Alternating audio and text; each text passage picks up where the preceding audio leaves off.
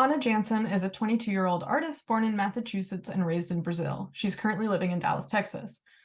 Ana has been involved with music since she was 5 years old when a friend of the family gave her an acoustic guitar as a gift. Ana started taking classes and writing her first songs back then. Over time, her passion grew and she dove into different instruments like electric guitar and drums, and also singing. At 13, she started a YouTube channel, and after a while getting 100 views on each video, she started to see her videos hit 200,000 plus views, over 1.5 million views in total, and she reached over 30,000 subscribers. At that time, she had recently changed schools and wasn't able to keep the channel going, so she found other ways to still be involved with music. Ana started promoting parties and concerts and creating music business experience. In 2020, she decided it was time for her to go back to actually making music and started vocal coaching sessions again, deciding to join Berklee College of Music and continue working on her craft. Since then, she's been writing over 4 songs a week now and has a big collection of songs ready to be shown to you. From Ana, you can expect a fresh sound, mixing alternative pop with Brazilian music and a lot of good and chill vibes. Every lyric she writes is a portrait of her own thoughts and experiences. Therefore, get ready for a lot of vulnerability, honesty, and authenticity. Business-wise, one of her biggest goals is to give Brazilian music the visibility it deserves and in the future open doors to the amazing artists in Brazil. She believes there's a lot that could be accomplished by creating a stronger connection between Brazil's and America's music industries. Since November 18th of 2022, she's been releasing 1 song a week on all streaming platforms. So we are conducting an interview with her to chat about her experiences and processes. Woo! Sorry. Yeah, where in Brazil are you from again? Belo Horizonte. Ah, tá, Belo Horizonte, legal. Yeah. That's actually one of the reasons that I decided to really start making music, bringing the Brazilian references, because I don't feel like there's a lot of that. I don't know if you're familiar with some like Brazilian bands like Lagoon. They are amazing, and I feel like if those songs were released in like English or with a little bit more like American influences, it could actually be like a huge thing. So I'm kind of, Yeah. going for that kind of like slowly. You said like doing a lot of crossover and mixing of genres. I mean, it's like there's definitely a very particular strategy with it. I mean, you like Anita, who's managed to like grow so much, but of course it's because she started singing a lot in English and in Spanish and doing a lot of collaborations with key artists. Yeah. Still is able to release stuff that's like Brazilian influence with like funk and different sounds. Do you like funk? I'm not gonna say I'm super knowledgeable on all the artists, but I like funk, a bit of like MPB and like pop stuff. I'm trying to get even more into it, and I do want to see it like grow more outside of Brazil. Brandon, we're definitely gonna, put you into some of these things as well. Especially funk. Usually, I every time that I try to show funk to my friends here, to my American friends, they all always think it's like weird because it really sounds different, right? But it's just like it's a vibe, especially in parties. It's kind of like the Brazilian reggaeton kind of thing. So Brazilian funk has nothing to do with American funk. Think more nothing. like reggaeton, like dance beats. Okay. Actually, no, it's funny because the name is super misleading. I don't even know why that's Super misleading. Yes. Yeah. I do feel like if it's ever going to cross over into the States, I have to do some kind of rebrand or something because people are going to get super confused. Yeah, because even if you go for like Brazilian funk, they'll be like expecting something that is just like it has nothing to do with it. You know what I mean? So for our questions for you, one of the first ones we had was who or what has most influenced your music and artistic style? As I was saying, I feel like my style is.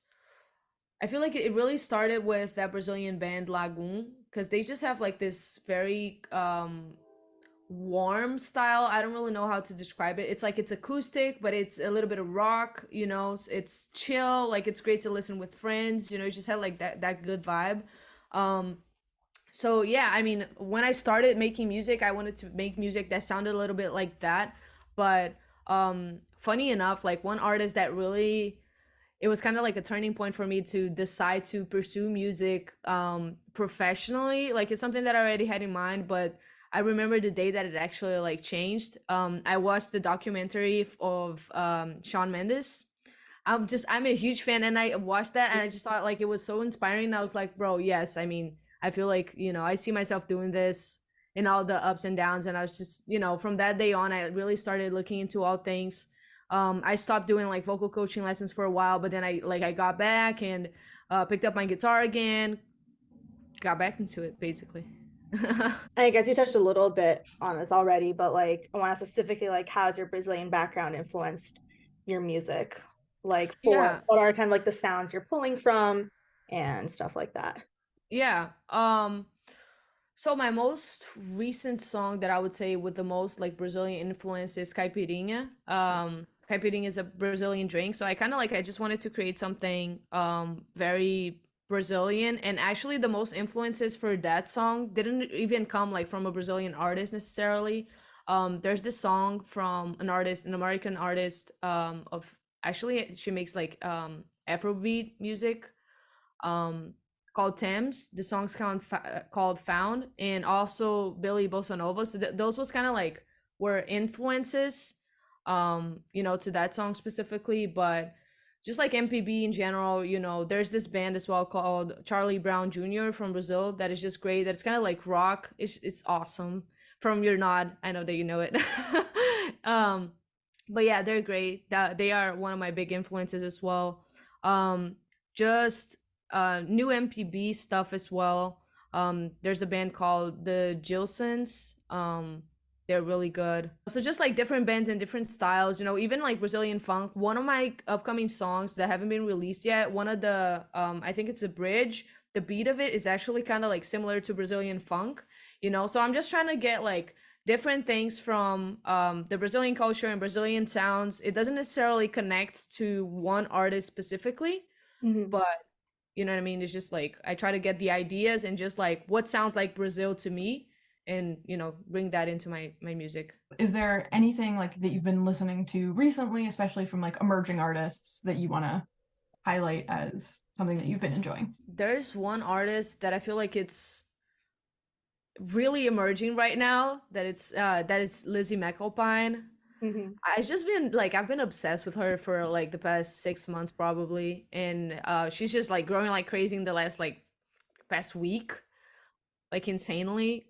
So she's been one influence for me. Actually, like one of the songs, I believe it was "Hope We Last." A song that I released was like heavily influenced on her style. I've been really into Brazilian funk recently. I believe that's because I got into kickboxing recently. So like I take my pre-workout and in the car driving, I just need to listen to something that's get me like pumped up. I've been trying to explore a little bit more. So like artists that for some reason I've never listened to before, I'm just trying to like get into it right now. Like Frank Ocean, Childish Gambino, Phoebe Bridgers, some artists like that I haven't listened to before. But yeah, I'm just trying to like explore more, and get different perspectives on artistry from seeing and listening to different people's, art. Yeah, I love Childish especially.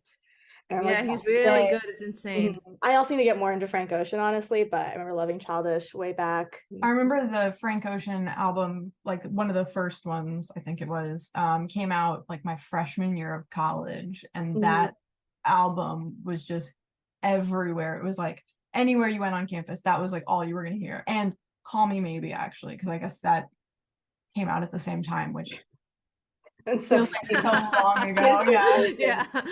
good. Yeah. Very different levels of music right there. Yeah. Yeah, one thing that I see a lot of like dating apps is like, oh, it's meant to be if we can listen to the Blonde album together. I'm like, okay. Like it's, all Mhm. right. I Not see why, that, but depending size can be like a little basic. It's like yeah, like depending kind on of the guy, can be like, are you cliche. trying to be cool? So it's like, do Trying, you yeah, actually like it, or exactly. are you trying to seem like you have a better music taste? Yeah, definitely. So, well, so how long like have you been making music, like writing and performing? Kind of like to recap. I've gotten to music like kind of in stages, Hmm. during my life. So like I started playing the guitar when I was like 5 actually. Okay. Um and I started getting to electric guitar when I was like 9 and then drums when I was like 10. Um and then I started singing. That's a funny story actually. When I was like 11, it was my dad's 50th birthday and I played a song for him on the guitar and I sang, but I was 11, like I was a kid, you know what I mean? Like I didn't really care if I sounded that good. And my cousin told me like with these exact words like you kind of sound okay, like your voice is kind of okay. And I was like, okay, I mean, I guess I can sing, you know what I mean? So after that, like I guess a couple of years later, I got into like vocal. um lessons, and I started a YouTube channel. So that's more kind of when I started to expose like more of my craft and what I do. I wrote like my first songs after my first breakup, that smashed my fucking heart. So that's how I got started at that. But it was really like I was just playing around, honestly. And then professionally, everything really started like I had to stop with my YouTube channel for a while, honestly, like because I was in high school, and then high school in Brazil is very different from the US, especially when it gets to high school. It's just fucking insane. Like the freshman year of high school to middle school, like it's just so much harder, and like you need to actually study, like, you know, like a lot. And it's just crazy. Like a lot of kids actually like need to repeat the year and all these things. And I actually had to quit like the YouTube channel back then because of school. It was, and then I got depressed, and it was a whole thing. So I stopped with music for a while, and then I got back at it. I really wanted to start getting back at it around 2020, like during the pandemic. And then I watched that documentary, the Shawn Mendes documentary. Um, and I just decided to get back to it. So I got back to the vocal lessons. I decided to sign up for Berkeley. I got in, started taking, you know, just like playing the guitar more often, and taking songwriting more seriously. I took one class of songwriting, and then the professor actually became my mentor. So he helps me a lot with that, you know. And I just started looking at everything like more professionally, and then I started releasing the songs later 2022. And I haven't gotten really like into performing like my actual shows. I've done some shows like back in high school, you know, like playing a couple of songs, or like 3 to 5 songs. There was one night that I did like a fundraiser that I actually played like a full concert, but it wasn't necessarily like, I don't necessarily perform right now, live perform. I'm, you know, more focused on like creating my audience before getting out there. That makes sense. There's kind of nothing worse as an artist than like trying to do a show and not having very many people show up for it. Yeah, I feel like the first shows that you do, like your friends and family will mostly show up, but after a while, it's like one more show, kind of, you know what I mean? It's kind of like releasing your first songs on Spotify, and I've seen that like the first songs got like so many more streams than, you know, they started getting after a while. Yeah, and I guess like in the era that we are in right now, like the money that I would actually have to put into, you know, live performing right now and paying the band, and the time that I would invest in it, I just feel like it makes more sense for me to just be on TikTok, you know what I mean? And be trying to, you know, Yeah. just, you know, create a name for myself. And I feel like it's live performing, it's like it's a very useful skill and very important, but I feel like creating content is also very important because it's a way for you to connect with your, you know, any fans anywhere, and just something, you know, to keep you alive forever, basically, as an artist. Yeah. Yeah, I think that you know, part of the joy of like live performance is that connection with the fans, and I think that social media and especially TikTok have really opened that connection that you get from a live show up Yeah. to a wider audience than just who can attend the live show. Yeah. And especially in this day and age, like when we see how many artists have been coming out lately about how destructive touring is for their health, both physical and mental, it makes a lot of sense to focus on things that are not as taxing, both, you know, Yeah. physically Yeah. and monetarily.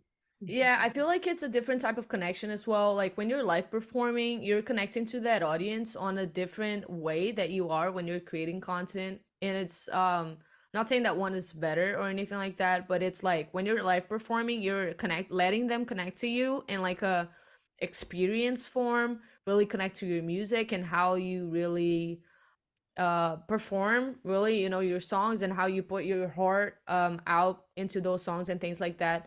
So it's really like people go to your live performances a lot of times for you, but mostly like for your music and to support you and to live that experience, versus like watching you on social media is more like what do they do, you know, on their personal life. I feel like it's more people that's really into you, and that's really, they're just like fans of you at that point, not necessarily of your music. getting to know you a little bit better. How do you behave, like what do you do in your free time, what do you like doing, how are you feeling, you know and I feel like people these days on TikTok, they're just interested, like you could just start recording videos telling people how you're feeling, and like random people would just like be interested in that, and like feel attached to you like somehow, and be interested in you just because you're sharing that and they can relate to you. So being on TikTok is a way of like getting people to be fans of you for you, and plus they can also listen to your music and push that, and one thing can kind of like feed the other. That's the mindset that I'm in right now, kind of. And I think we as like fans and music listeners expect a lot of access from artists. And yeah, it's not just about the music. They often want to connect with, you as a person. So being able to show is, some part of your personality, being relatable, is, key to building an audience nowadays, or can definitely be a lot harder if you're not doing that. Yeah, exactly. And it's something that I struggle with because like I feel that I'm pretty like authentic, and I'm myself when I'm having like normal conversations, but when it comes to recording videos, Mm-hmm. I'm always like kind of like overthinking or trying to do something that other people are doing because it's working for them. Mm-hmm. But I just decided to, honestly, like fuck it. I'm just gonna basically do vlogs. I can curse, right? Or Yeah, yeah. okay, okay, cool, yeah. But um, yeah, just like being myself, record vlogs. This is my life as a songwriter, as an artist, and just be myself as a Mm-hmm. human being, and that's it. Your songs and the music itself, how do you feel that's kind of changed over, that whole period you're talking about, from like high school when you first started writing and then to like now when you picked it back up?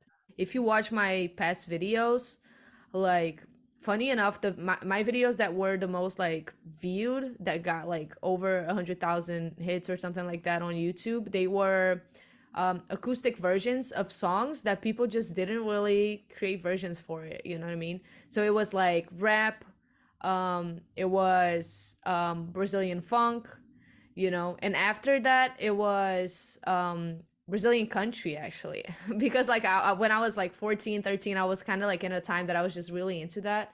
um so yeah, those were the videos that I posted and that got the most hits, and that was kind of like what I was listening. In terms of like making music, I feel like I've always just been really into pop. The two songs that I had written and posted on YouTube back then were pop as well. Pop acoustic, like kind of like folk, bedroom pop of some sorts.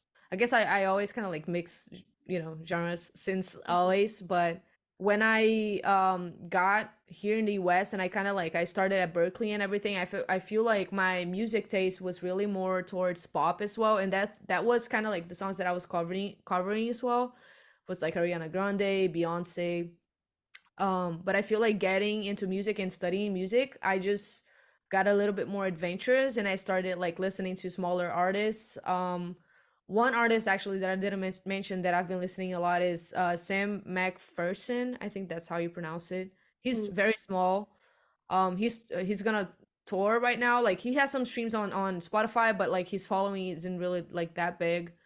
But just like exploring artists like that, artists that people don't really know, being open to, like listening to Frank Ocean, R&B, something that I didn't really listen back then that I'm getting into right now. Do you have a favorite song you've written? And if so, what has made it your favorite? So I've been writing a lot of songs. Let me just open the my Spotify so I can I look mean, at yeah, all if you're my releasing songs. every week, I'm sure. Yeah, no, Yeah. it's a lot of songs, and I just have to write like 500 songs a day, it seems like. Actually, something that I do, I release my songs on SoundCloud before I release them on Spotify, just so I can like, because I feel like every song that I release, like it's a little bit better than the one prior. So when people ask me like to listen to my stuff, I just send SoundCloud. In terms of like my favorite song so far, I just really like, I like songs for different reasons. You know what I mean? My most recent ones, I'm very proud of Caipirinha, for the way that I brought in the Brazilian elements into the song,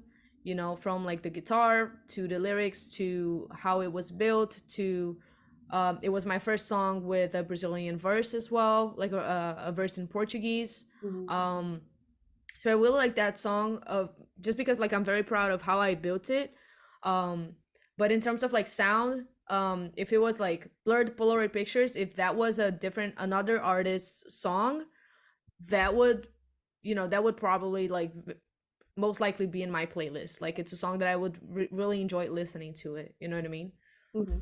Um, yeah, and then like I feel like Bitter, I just did a really good job at it. In the song, because I feel like it's the most like poppy, like the most commercial song that I have. The most like structured. So yeah, the thing with my songs is like it's really growth. If you listen to my first songs, like it just sounds, some of them just don't sound good at all. So everything is like it's a process, and in every song I feel like I'm able to work on things better and better. Yeah, I feel like overall, if I have like a favorite song of mine, it's probably Blurred Polaroid Pictures. Do you want to talk a bit about like what inspired you to start doing this release cadence? For sure. So when I was having like those mentoring lessons with my songwriting professor, he was really like, for some reason in my mind it just made so much sense for me to like keep writing songs and then find the perfect song and then get all my savings and put all my money into that one song and just like pray that it works. In my mind it would inevitably work, but that's not how things work. And he was just like, I think he was exaggerating, honestly, but he was like, you shouldn't be doing this at this point. You should be putting out like one song a week. He meant, you should just like be putting out music constantly and not worrying about numbers and not like looking to spend that much money right now. You just need to get better. But when he said like you should be, releasing one song weekly, I was like, yeah, sure. I'm going to do that. Bet, you know what I mean? So I started doing that and I started like thinking about that. I created like I like processes, so I actually like I have a big whiteboard that I use to organize myself, and like Microsoft project. I work at Microsoft, so I use like a Microsoft software obviously, but I have like a to-do list and a Microsoft project to like help me organize. And then I was having a meeting with a photographer from Dallas actually that I was going to do a photo shoot.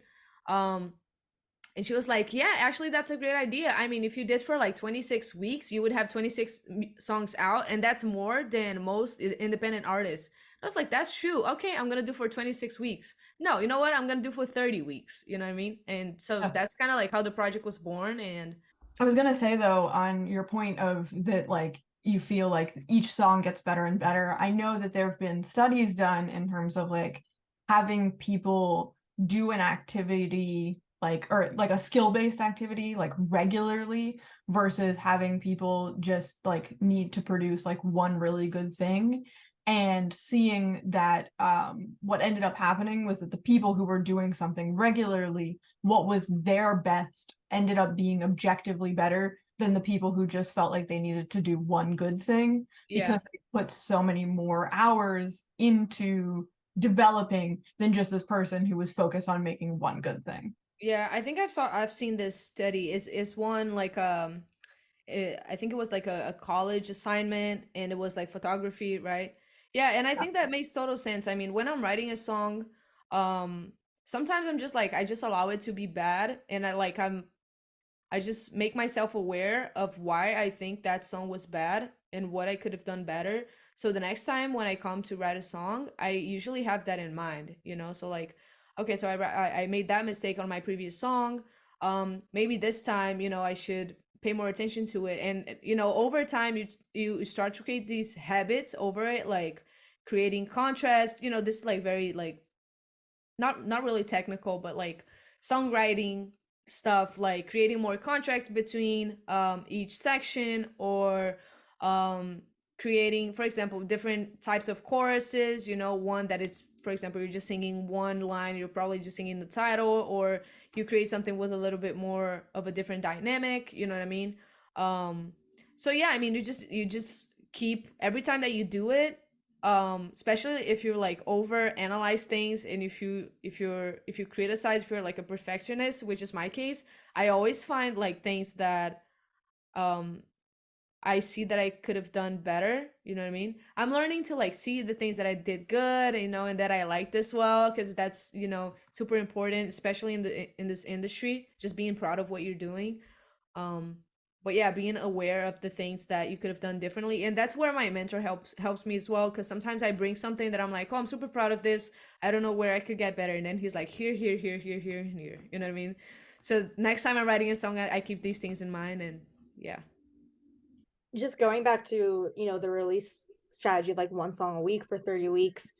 I don't know, what do you think have been the results so far of that? Like, do you see it more as like you said, like a testing ground for, yeah, for just putting out music and seeing what performs, uh, what performs better, or not as well, what to do differently? Or do you think it's also been helping grow an audience, compare, just having that constant output of content?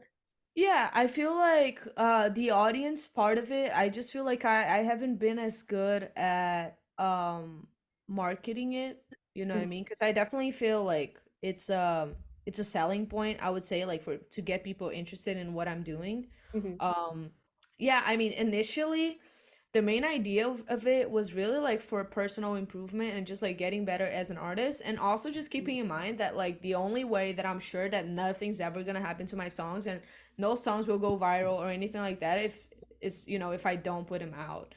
Yeah, um of course. so that's something as well, you know what I mean? Like I was very concerned with like not getting numbers and things like that, but at this point I'm just kind of like more focused on keeping improving, and like as time goes by, like I find different ways and different avenues, and I find out more stuff about like the music industry that I could try and different strategies, so it's just been like a time for learning for me and putting songs out. When somebody goes into my profile, I already have like 30 other songs for them to listen. One thing that I wanted to say, oh yeah, there's this expression in Portuguese that actually it rhymes in Portuguese. In English it sounds weird, but it's done is better than perfect. Mhm. um Feito Yeah. melhor que perfeito. Yeah, so this is something that I just keep in mind as well. Just keep doing, if in the future like you don't like, I don't know, a video you posted on TikTok or a song that you put out on Spotify, just take it down. I think that done rather than perfect is like something that like a lot of people, especially like creative people, tend to struggle with, because Yeah. you're like, oh no, but I know that if I just keep working on it, I can make it perfect. And it's like, all right, but at the end of the day, like you may have something perfect, but if nobody else can see it, Yeah. what was the point? And especially with Yeah. creative and music, if like what is perfect, that's so amorphous and Yeah, it's like very, very subjective, I feel like. And one thing that I don't struggle with, but I watch a lot of like podcasts on people, on songwriters and things like that. And I feel like I just don't struggle with that because I need to get the songs done and just kind of like send that to the producer. And that's pretty much it. Is they really like, they feel that they have a really hard time like telling when the song is done, Mhm. so they always feel like they can work they can work on something else, on choosing a different word or doing something a little bit different. But I feel like since I have the deadlines, like I have by the end of the week every Friday I need to send the song to the producer. I just kind of like, I just, sometimes like I listen to some of my songs and I'm like, bro, I could have definitely like sang that differently. I could have definitely like used a different word.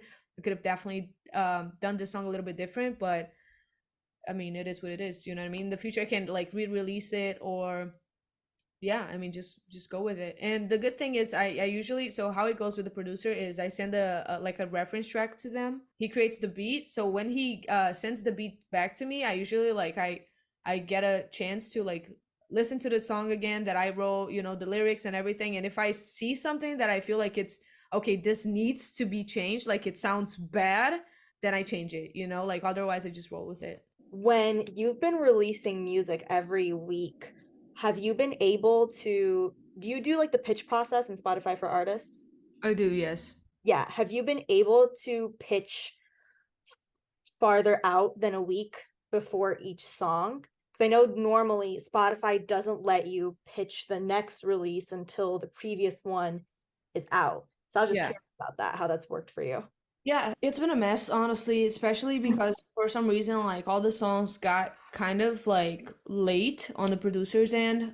So sometimes like I have to pull the song, I have submit it to TuneCore like um 10 days before the release date, you know what I mean? So Yeah. sometimes it gets to Spotify after the 7 days. So Mhm. I just kind of like I just pitch it whenever it's there, Yeah. which means that I don't really get any placements because it's like too little time.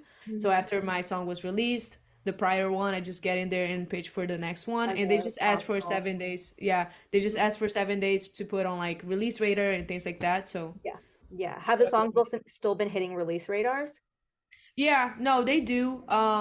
One thing that they've been doing actually that I've been noticing, they've been getting like some of my older songs and putting in like not the release radar, but the Discover Weekly.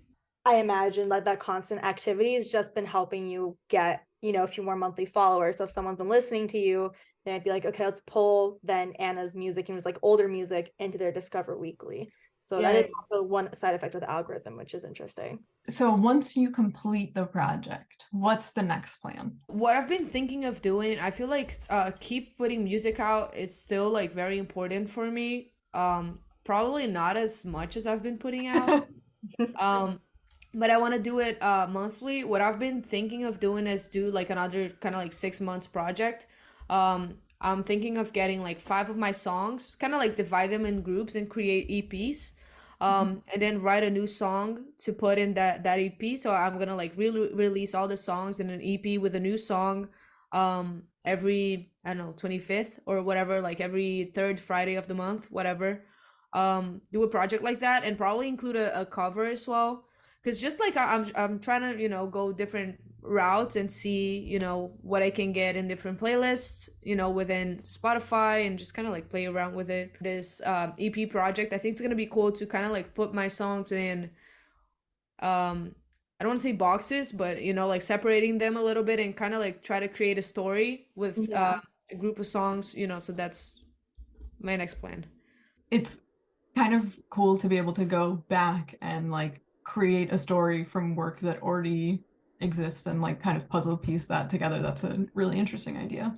Yeah, kind of like just get, because I feel like different songs that I've written are on they have similar stories, so it's kind of like creating many albums with different songs that I created. I have some songs that I released that I don't really like and that I'm kind of like embarrassed, so I'm even like probably gonna create like an EP, like songs I wish I haven't released, you know what I mean, like something like that. That Just would be go like really, really funny. Because yeah, you got to imagine that like for most artists, there are songs that they look back on and go, that wasn't my favorite. I mean, I know that like Ariana Grande, for example, has been very outspoken about like hating the music that she put out like while she was still like a Nickelodeon star, and uh-huh. that like all of those songs have been like erased as much as she possibly can. Yeah. But as we've seen with the internet, the more you try to erase something, the more that people are going to share it because the internet's Yeah. spiteful like that. So the idea of kind of turning that on its head and being like, these are the ones that I would Yeah, that I not do hate, feel again. free to laugh at me, whatever. Do what you may, you know what I mean? Funny enough, like one of the songs that I really don't like is like there's this he's like a distant cousin, of mine, and for some reason he's just like obsessed with that song. Like he's putting that like in his playlist, he listens to that like constantly, because I always see like one listener, like 30 streams to that song in that playlist. I'm like, it's, for sure it's him. So I'm like, yeah, I mean, okay, like some people might like that, might relate to it. I'm just being very like clear, that I don't like these songs and you're probably never gonna see me perform this live or whatever, but it's here, if you like it, listen to it, whatever. Very famously, there was like a Rihanna tweet response to like Kendall Jenner like years and years ago, because Kendall Jenner was going to go to like the Rihanna show and she's like, I hope she plays this song, or like I'm gonna like wish I hadn't gone or something, and Rihanna was like, then don't come, like it's not gonna happen, you're not gonna hear that song. And like one of my favorite all-time favorite bands, they had one song that like kind of everyone, or not everyone, but like people beyond just like hardcore fans of the band know. And I don't think Scott like ever like openly disliked the song or anything, but like at every single concert that I went to of theirs, someone would be like, play the woodpile, and he'd be like, no, I have a set list. You see this, like there's a set list, like you can't, I'm not taking requests, you can't just yell stuff at me, Uh-huh. like I'm gonna play what I want to play and like you're gonna enjoy it or I you're mean, not. it's like Radiohead and Creep, right? That just Yeah. there's those ones where like artists is just like, this is not, especially, and also because there are songs that like people might like, but just like might not be the vibe for a show, or the artist just doesn't, in general might be good for like a concert vibe, or the artist doesn't like performing live, maybe it's like emotional or something. Yeah. Or you just get sick of the song after a while, like with the Radiohead Creep Oh yeah, example. for sure. And like Modest Mouse like does not like to play Float On in concerts because everybody knows that song and they're like, we are so sick of that song, and if we never have to hear that song again it would be too soon, kind of thing. So Yeah. this concept of like really embracing it and creating an EP around like, these are the songs I'm not a fan of anymore, you won't hear them in a show. I think that's like a really fun and exciting idea that like I don't really see artists do. So I'm really in favor of that. I think that'd be really cool. I swear to God, like every person in the industry that I talk with, they're like, be authentic, like be who you Yeah. are, do whatever Yeah. you want to do, and that's it. So like, okay, fine, I'm just gonna do whatever the fuck I want to do, and that's it. I'm gonna do an EP of songs I hate. I'm gonna like do. I'm an artist, but I'm gonna like I don't know, record videos of me doing whatever, me cooking, myself on fucking kickboxing, writing songs, whatever. Like, I don't know. I'm just trying to like get a little bit more loose with the idea of what I'm doing creatively and just actually allowing myself to be creative, because I feel like although we are in a creative industry, I feel like people limits their creativity to the actual music and not, like not to strategies and different things. So that's just kind of something that I'm trying to work on. Yeah, I think that music can, like, it's obviously a creative industry, but it is also such a numbers-based industry that I think a lot of Yeah. artists can get so hung up on, like, oh, well, the numbers are the best on this song. And so even though it's not the song that I like the most or that feels the most authentic to me, I'm going to keep trying to make stuff like this song or promoting this song because it's what's doing the best and not because it's what's authentic to me. And Yeah. at the end of the day, like, at least for me, the lyrics and the authenticity of the music is so strongly like what matters to me and what I Yeah. connect with, that like if you lose that authenticity, you're gonna lose a lot of people who aren't gonna be interested in listening to something that doesn't mean anything. Yeah, no, I definitely agree. I feel like a lot of people kind of like lose themselves in the industry because of that as well. I feel like there are contracts as well. Like if you sign contracts that you need to perform, I don't know how many concerts or tours on one album, you're just gonna kind of like have to do it, especially if you're signing like to a major or something like Yeah. that. But yeah, I feel like promoting a song it's fine, but like when you start to get really hung up on making music because, of numbers of what sells the most and things like that. Actually, when I first started releasing not releasing, but writing music, I was really like watching videos, what songs are the most relatable? And of course, like the number one songs everywhere is just like breakup songs. And I was in a relationship for I don't know how many years back then. And I was like, how the fuck am I gonna write about this? You know what I mean? So I just wrote about things and I could like actually the first song I released, What Comes Next, that was the first song that I released that I wrote actually that I actually had something to say. You know what I mean? Mhm. So from that day on, and from that song on, I just kind of like learned how to get my experiences. And even like if I want to write about now I can write about a breakup song, but um, even if I wanted to write about a song about like getting married, I can kind of like create a perspective and a story. Like I can write about my parents' marriage. I can write about my friend's parents' marriage, and just kind of like with my own perspective. I feel like when you kind of like you get into it, you're able to do these things creatively, but if you don't want to do it, also like don't, because Yeah. that's how you like fuck up your mental health and you kind of like start hating making music and performing because you're doing things that you really don't want to and that really aren't you. So staying, connected to who you really are from the beginning, and when you grow, kind of like keep having that in mind as well, and always standing up for it, because especially like I don't have like label experience, but I feel like from things that I've read and I heard, sometimes you get into like co-writing sessions to write songs and people already have like full songs for you and like this is what you're gonna sing, and kind of like just being able to stand up for yourself and really fight for what you believe and whatever, it's very important. You'd mentioned a producer that you work with a lot. Do you have anyone else you like collaborate a lot with, or even that producer? Like, how'd you come about working with him? Yeah, no, I love collaborating with him.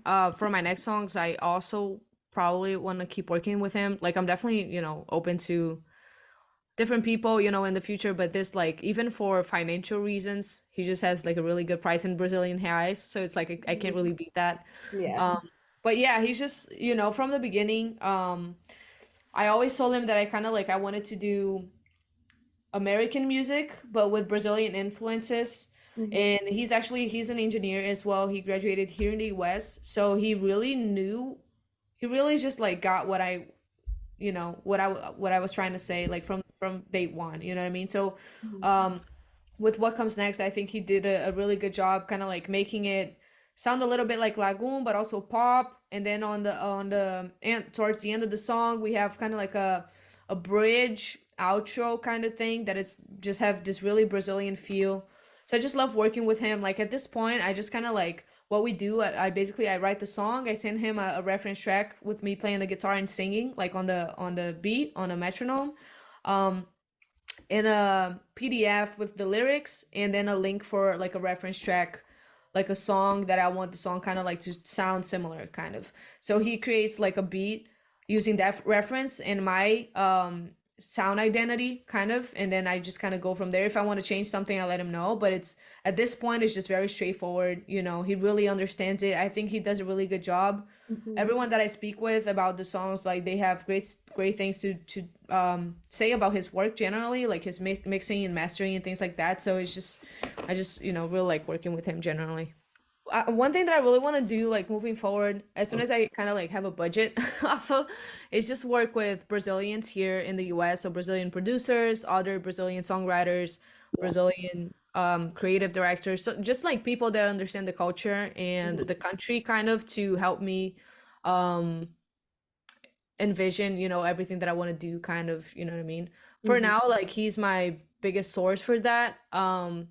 My producer currently, but I definitely, I want to build my team currently, but in the future with, more Brazilians for sure.